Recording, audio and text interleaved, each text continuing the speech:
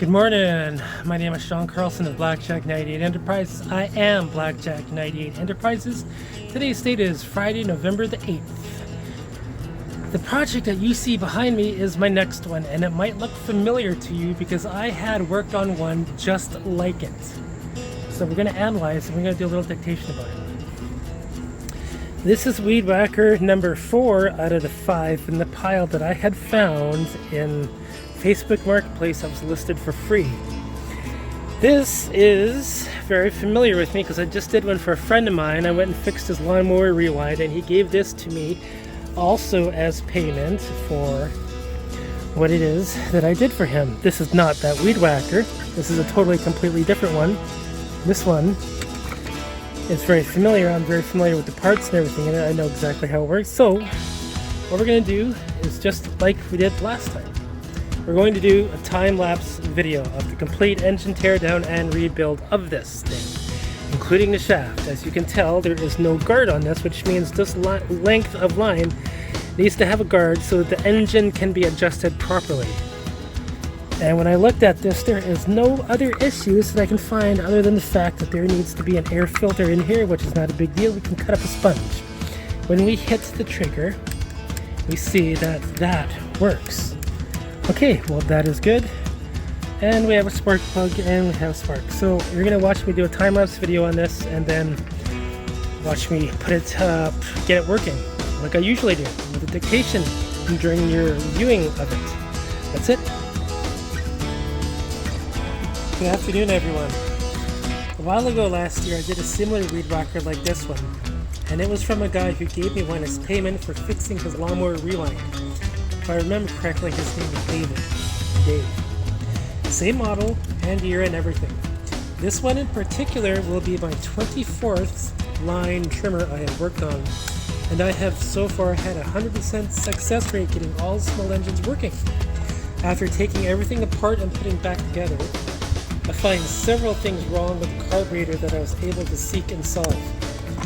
The person, whoever worked on it previously, had installed the wrong carb kit, and there was a needle port that was clogged. I had to drill it out with a triangular sewing needle, and after using super glue to plug all the sleeping portholes, I was able to restore it to the carb to the correct working order.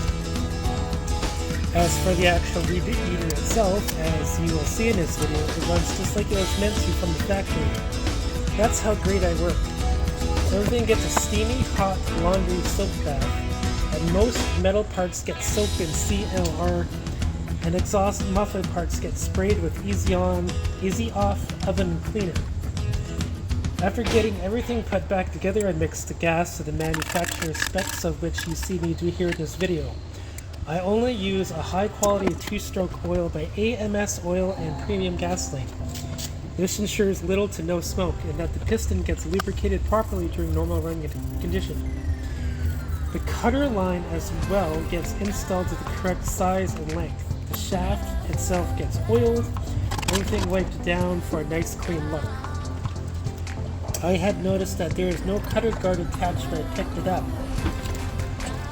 All that does is ensure that the line gets released to the proper length for when I need to adjust the carburetor for maximum output as recommended by the manufacturer. The location you see me starting it up at is exactly across the way from where I reside. It's pretty much into the SkyTrain, very near Commercial Broadway Station. You might see a bit of smoke burning off. This is when I started and get it going, but that's the actual oils, soaps, and cleaning products burning off the muffler because of the cleaning and handling. Once it gets hot, it won't smoke much. I prefer to do complete engine teardown and rebuilds because it ensures there is no other outlining issues with any other parts that could go unnoticed. As has been the case with previous projects, nothing is ever just as simple as cleaning the carburetor. It could be electrical too, it could be a bad spark plug, or it could be certain parts not installed correctly from a previous person. In this video you see me working off a balcony. As long as the project itself can fit onto the balcony, I can work on it. I also enjoy my rum when I am working. I either have a Timmy's in the morning or a rum and coke during the afternoon.